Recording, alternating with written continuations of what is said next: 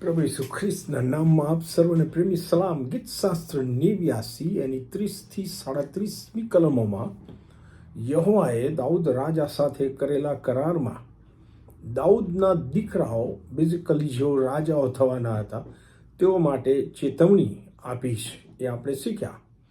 આ ચેતવણીનો અનાદર કર્યાને લીધે દાઉદ રાજાના દીકરા સુલેમાન રાજાના મરણ પછી સ્થાન, સત્તા અને અધિકારની લડાઈને લીધે ઇસ્રાયેલ પ્રજા બે ભાગમાં વહેંચાઈ ગઈ, બે રાજ્યોમાં વહેંચાઈ ગઈ. એક ઉત્તરનું રાજ્ય જેને ઇસ્રાયેલનું રાજ્ય કહેવામાં આવે છે, જેની રાજધાની એ સમરૂન હતી, અને દક્ષિણનું રાજ્ય કે જેને યહૂદાનું રાજ્ય કહેવામાં આવે છે, કે જેની રાજધાની યરૂશલેમ હતી. યહૂદાના રાજ્ય પર દાઉદના વંશના રાજાઓ થઈ ગયા. આ બંને રાજ્યો, યહૂદાનું રાજ્ય અને ઇસ્રાયેલનું રાજ્ય, વારંવાર વિદેશી રાજાઓનો સાથ લઈને અને સાથ આપીને એકબીજાની સામે ઘણીવાર યુદ્ધમાં ઉતરી પડતા હતા. અને આખરે ઈશ્વરની આજ્ઞાઓને તોડવાના લીધે આખરે ઈસવીસન પૂર્વે 722માં આસુરીઓએ ઇસ્રાયેલ રાજ્યનો અંત કર્યો.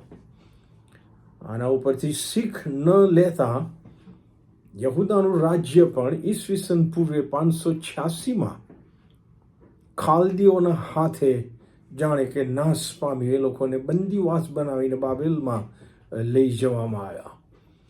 ગીતશાસ્ત્ર 89, 46થી 22માં ગીત કરતા જાણે કે પ્રભુએ દાઉદ રાજા સાથે કરેલો કરાર યાદ કરાવતા આ પરાજયવાળી પરિસ્થિતિમાંથી બચાવવા માટે ઈશ્વર યહોવાને પ્રાર્થના કરે છે. કહે છે કે હે પ્રભુ, તે ક્યાં સુધી?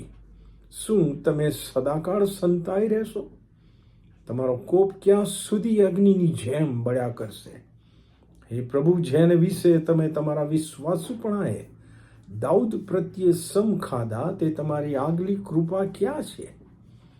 હે યહોવા, તમારા સેવકોનું અપમાન સંભાળો. હું કેવી રીતે મારા હૃદયમાં બધા પરાક્રમી લોકોનો તિરસ્કાર સહન કરું છું? હે યહોવા, તમારા શત્રુઓએ અપમાન કર્યું છે. તેઓએ તમારા અભિષિક્તના પગલાંનું અપમાન કર્યું છે. તે પણ તમે સંભાળો.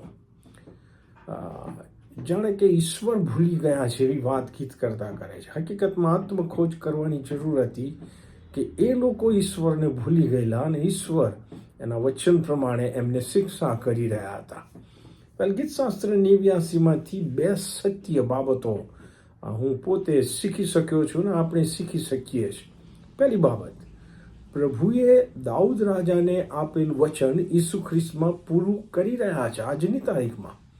કેમ કે દાઉદના વંશમાં દાઉદના દીકરા તરીકે ઈસુ ખ્રિસ્ત ઓળખાયા, અને જેઓ શેતાન અને મરણને હરાવીને ઈશ્વર પિતાને જમણે હાથે અત્યારે બિરાજમાન છે, અને સમયની સંપૂર્ણતાએ તેઓ રાજાઓના રાજા તરીકે આવશે. શેતાનનો નાશ કરીને પોતાનું સનાતન રાજ્ય સ્થાપિત કરવાના છે. પ્રભુ વચન આપનાર અને પ્રભુ વચન પૂરું કરનાર વિશ્વાસુ પ્રભુ છે. હાલેલુયા. પણ બીજી બાબત, પ્રભુએ પોતાના વચનમાં આપેલી ચેતવણીઓને આપણે ગંભીરતાથી ધ્યાનમાં લઈને પ્રભુની ઈચ્છા પ્રમાણે જીવતા રહેવાનું છે. નહીં તો પ્રભુ જરૂર શિક્ષા કરશે. અને આજ ગીત કરતા છેવટે 52મી કલમમાં પોતાની પરિસ્થિતિને જાણે કે ભૂલીને યહોવાની સ્તુતિ આરાધના કરવામાં મશગુલ થઈ જાય છે, અને એ લખે છે, યહોવા સદાકાળ માટે સ્તુત્ય હો. આમીન તથા આમીન. હાલેલુયા.